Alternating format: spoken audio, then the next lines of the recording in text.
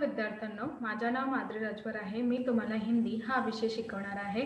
आज विद्यालय तुमचे स्वागत करत आहे. आज जो आपल्या समोर उपयोजित लेखन यांचा धडा आलेला आहे त्याचं नाव काय? वृत्तांत लेखन. काय आहे? वृत्तांत लेखन. आणि यांचा हा पहिला सीझन आहे. तर चला बघूया या सीझन मध्ये आपण काय करणार किंवा काय पाहणार आहे. तर चला बघून घ्या. इथे आपण पाहणार आहे पहिला वृत्तांत लेखन यांची परिभाषा. काय पाहणार आहे? वृत्तांत लेखन यांची परिभाषा आता आपण पाहणार आहे. तर चला बघून घ्या. किसी घटना या समारोह का विस्तृत वर्णन वृत्तांत कहलाता है. कोणताही घटना किंवा कोणताही समारोह यांचा विस्तृत वर्णन काय आपण कहतो? वृत्तांत लेखन असंही म्हणतं. वृत्तांत लेखन यानी किसी उपलक्ष्य में संपन्न कार्यक्रम.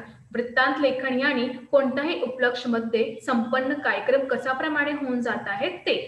और समारोह का विवरण पत्र पत्रिका. आणि समारोहाचा विवरण काय होणार? पत्र किंवा पत्रिका. समाचार पत्र और में प्रकाशित करने के लिए ये लिखा जाता है. समाचार पत्र यासाठी प्रकाशित केलेला जाणार आहे किंवा याच्यासाठी आपण लिहत आहे. यह सत्य घटनापर आधारित होती. हा सगळं सत्य घटना यातून आधारित होऊन जात आहे. इसे रिपोर्टाज भी कहा जाता है. यांना आपण काय म्हणतात? रिपोर्टाज असंही म्हणतं. कळलं की नाही? हो, चला पुन्हा सांगत आहे मी, नीट प्रमाणे ऐकून घ्या. हो, चला. कोणताही घटना किंवा कोणताही समारोह यांच्या विस्तृत वर्णन केलेला यांना आपण वृत्तांत लेखन असंही म्हणतं. वृत्तांत लेखन यानी कोणत्याही उपलक्ष्य मध्ये संपन्न कार्यक्रम किंवा समारोह यांच्या विवरण पत्र पत्रिकातून किंवा समाचार पत्रातून प्रकाशित होऊन जात आहे आणि त्यातून लिहून जाणार आहे. हा सगळं सत्य घटनातून आधारित आहे. यांना आपण रिपोर्टाज असंही म्हणतं. कळलं आता? हो, तर यांना आपण काय म्हणतात? वृत्तांत लेखन असंही म्हणतात. बघा, वृत्तांत लेखन केले आवश्यक बाते. वृत्तांत लेखन लिहायचं काही आवश्यक बातमी आहे ते तुम्हाला मी आता सांगत आहे, जे तुमच्या समोर आलेलं आहे. आता तुम्ही नीट प्रमाणे ऐकून घ्या. बघा, पहिला शीर्षक काय असतात? वृत्तांत को एक उचित शीर्षक दे. वृत्तांत यांना एक आपल्याला उचित शीर्षक द्यायचं आहे. दुसरा स्थान. दुसरा काय आहे? तुमचं स्थान. वृत्तांत या घटना का स्थान लिखे. वृत्तांत हा कुठे झालेला आहे यांचं घटनाचं स्थान तुम्हाला लिहायचं आहे. कळलं? हो. तिसरा दिनांक. वृत्तांत का दिनांक लिखे. वृत्तांत यांचा आपल्याला काय लिहायचं आहे? दिनांक हा लिहायचा आहे. आता चौथा समारोह कार्यक्रम. आता हा समारोह कुठे झालेला आहे किंवा का केलेला आहे हे आणि कार्यक्रम. बघा, इसके अंतर्गत कौन सा समारोह या कार्यक्रम है उसका नाम लिखे. यांचा अंतर्गत कोणता समारोह किंवा कोणता कार्यक्रम आहे हे त्यांचं नाव आपल्याला लिहायचं आहे. कळलं? हो. आता पाचवा कार्यक्रम अध्यक्ष प्रमुख. कार्यक्रम अध्यक्ष आणि यांचा प्रमुख. इसके अंतर्गत कार्यक्रम में उपस्थित अध्यक्ष, अतिथि एवं कार्यक्रम का प्रमुख उल्लेख होता है. याबद्दल जे कार्यक्रम आहे त्यांचं अध्यक्ष आणि त्यांचं प्रमुख ते कोण आलेलं आहे आणि त्यांचं अंतर्गत कोणते कार्यक्रम उपस्थित केलेले जात आहे, त्यांचे अध्यक्ष किंवा अतिथी आणि कार्यक्रमचे प्रमुख उल्लेख काय आहे, हा सगळं माहिती वृत्तांत लेखन बद्दल होतो. कळलं? हो. तर अजून काय आहे बघून घ्या. आता तुमच्या समोर आलेलं आहे शैली, म्हणजे आणखी काही दिलेले आहे ते आपण बघणार आहे. बघा, शैली. वृत्तांत वर्णनात्मक एवं कथानात्मक शैली में लिखा जाना चाहिए. वृत्तांत जे आहे तुमचा वर्णनात्मक किंवा कथानात्मक शैली याबद्दल लिहून जाणार आहे. सातवा संक्षेप. वृत्तांत संक्षेप में कर्मवर आणि प्रभाव होना चाहिए. वृत्तांत संक्षेप मध्ये कर्मवर किंवा प्रभाव होणार पाहिजे. इसमें आशयपूर्ण, आवश्यक और उचित बातों का ही समावेश होना चाहिए. याबद्दल आशयपूर्ण किंवा आवश्यक आणि उचित बात यांचाही समावेश होऊन जाणार आहे. भाषा. वृत्तांत भूतकाल में लिखा होना चाहिए. वृत्तांत हा भूतकालावर लिहिणारा आहे. आणि उत्तम पुरुषवाचक सर्वनाम जैसे मुझे, हमें, मैं, मेरे आदि शब्दों का प्रयोग करना चाहिए. आणि याबद्दल उत्तम पुरुषवाचक सर्वनाम त्यातून मुझे, हमें, मेरे हा सगळं जे शब्द आहे त्यांचा प्रयोग करायचा आहे. नववा समापन एवं आरंभ प्रदर्शन. यांचं समापन कसं करतात किंवा त्यांचं आरंभ प्रदर्शन कसं होतं. बघा, समारोह के अंत में समापन एवं आभार प्रदर्शन का वर्णन होना चाहिए.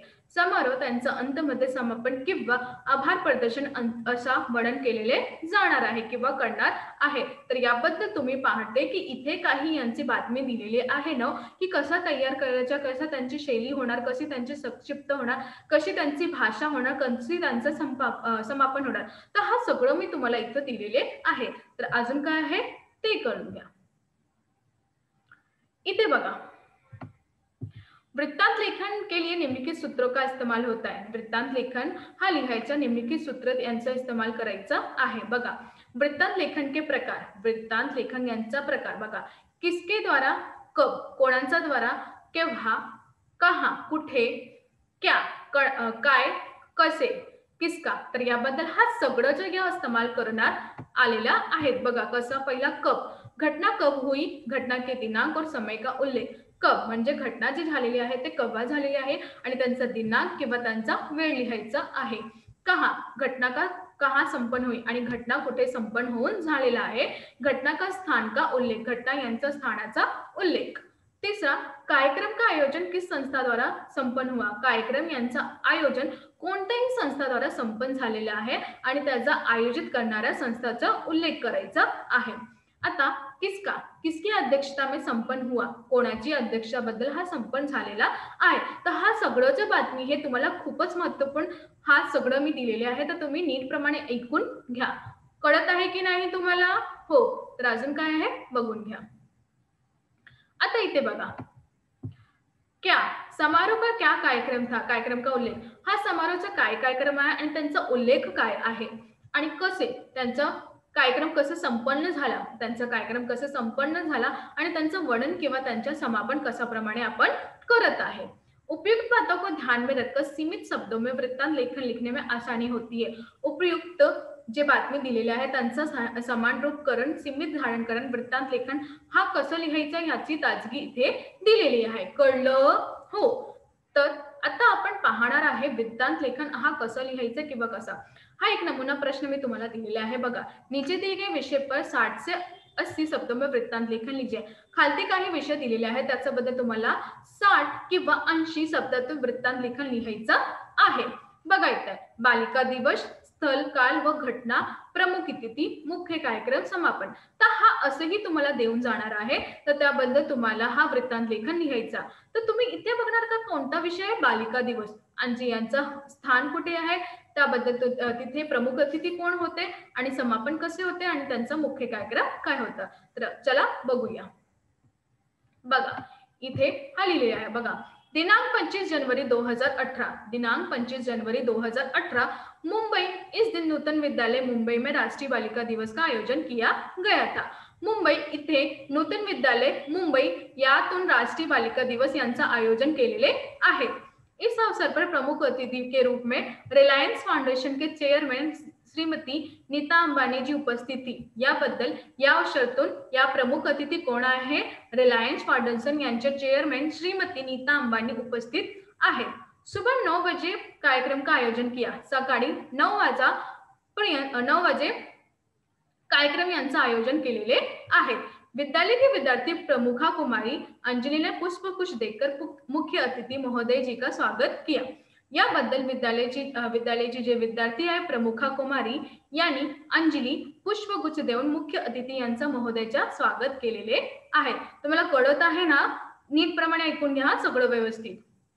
स्कूल प्राचार्य श्रीमती लता जी ने बालिका दिवस के अवसर पर सभी छात्रों को बधाइयां दी. याबद्दल काय सांगितले, स्कूलचे जे प्राचार्य आहे श्रीमती लता यांनी बालिका दिवस या अवसरातून लोकांना, छात्रांना किंवा बधाई दिलेली आहे म्हणजे अभिनंदन केलेले आहे.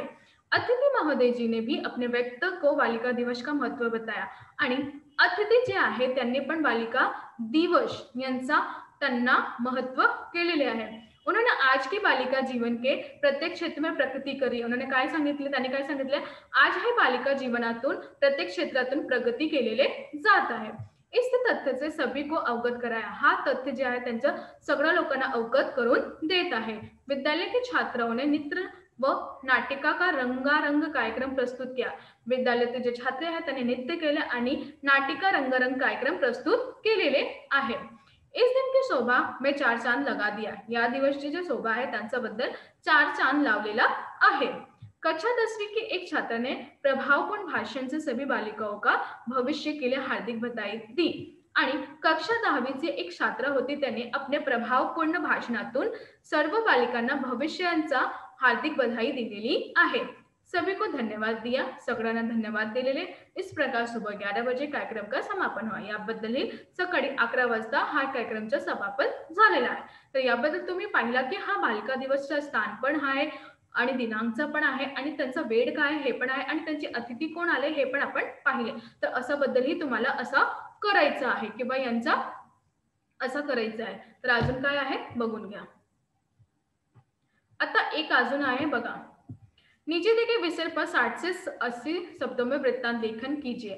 आता पुन्हा आपल्याला वृत्तांत लेखन करायचे बघा. हिंदी दिवस, तिथे बालिका दिवस होता, आता आपण पाहणार आहे हिंदी दिवस. स्थल, काल, घटना आणि समापन, प्रमुख अतिथी आणि मुख्य कार्यक्रम. तर चला बघून घ्या. बघा आता आजच्या सुरुवात होत आहे दिनांक बद्दल. बघा दिनांक 15 सितंबर 2018 मुंबई इस दिन भारतीय विद्यालय में हिंदी दिवस का आयोजन किया गया था.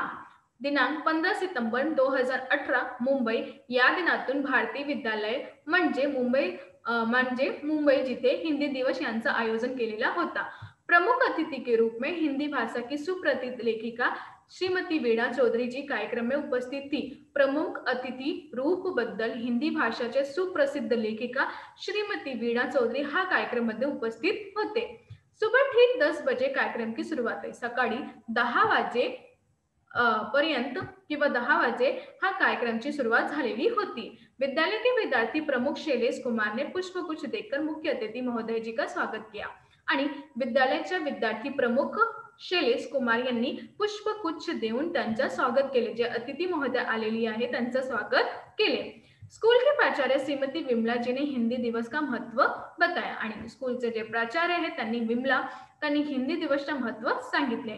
उन्होंने आज हिंदी भारत के हर क्षेत्र में ही नहीं अपितु विदेशी में भी बोली जाती है. आणि त्यांनी काय सांगितले की आज जे हिंदी आहे भारतातून क्षेत्रातून नाही किंवा विदेशी यातून पण बोलत जाणार आहे. इस विषय पर अपने विचार प्रस्तुत किए आणि त्याच विषयावर आपला विचार प्रस्तुत केलेले आहे. विद्यालय में हिंदी वाद विवाद प्रतियोगिता, हिंदी भाषण प्रतियोगिता आदि का आयोजन किया गया. शाळांमध्ये हिंदी वाद विवाद प्रतियोगिता आणि भाषण प्रतियोगिता यांचं आयोजन केलेले आहेत.